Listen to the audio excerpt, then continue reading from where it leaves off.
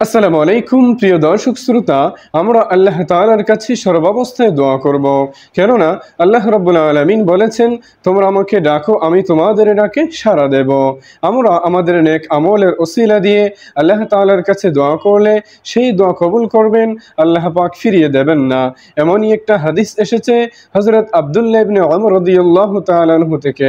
রাসূল করিম সাল্লাল্লাহু আলাইহি সাল্লাম এমন তিনজন ব্যক্তির কথা উল্লেখ করলেন, যারা প্রচণ্ড বৃষ্টির কারণে, ঝড়ের কারণে গুহার ভিতরে আশ্রয় নিলেন।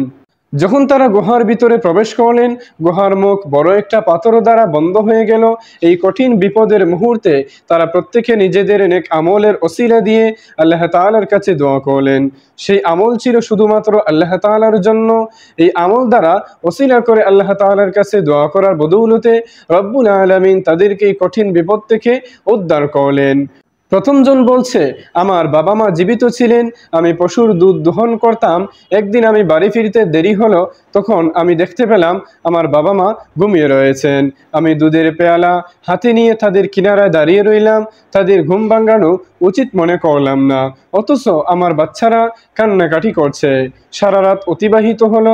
যখন তাদের ঘুম ভাঙলো, ফজর হলো, আমি তাদেরকে দুধ খাওয়ালাম। তারপর আমি আমার বাচ্চাদেরকে দুধ খাওয়ালাম।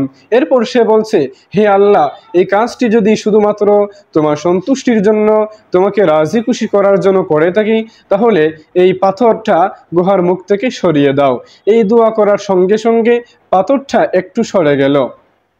দ্বিতীয় ব্যক্তি বলছে, আমি আমার চাচাতো বোনকে খুব বেশি ভালোবাসতাম।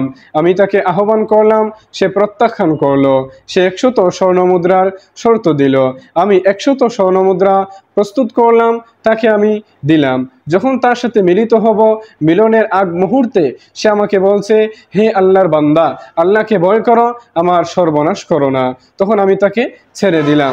তখন সে বলছে, হে আল্লাহ, এই কাজটি যদি শুধুমাত্র তোমার সন্তুষ্টির জন্য, তোমাকে রাজি খুশি করার জন্য করে থাকি, তাহলে এই পাথরটা গুহার মুখ থেকে সরিয়ে দাও। তখন পাথরটা আরেকটু সরে গেল। সুবহানাল্লাহ।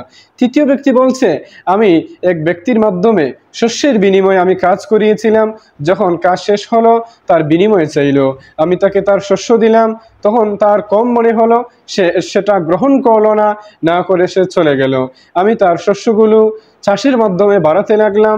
কিছুদিন পর আমি এই শস্যের বিনিময়ে গরু কিনলাম, রাখালের ব্যবস্থা করলাম।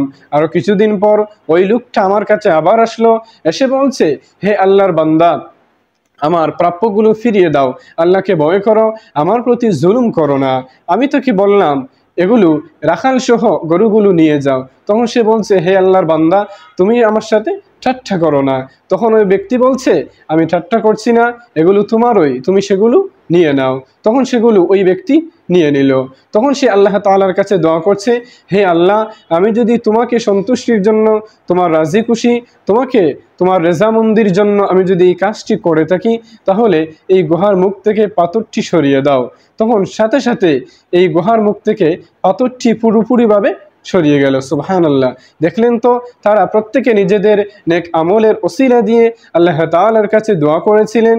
সেই দোয়া আল্লাহ তাআলা কবুল করে তাদেরকে এই কঠিন বিপদ থেকে রক্ষা করলেন।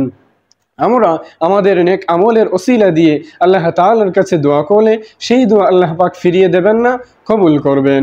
আল্লাহ পাক যেন আমাদেরকে আমল করার তৌফিক দান করেন।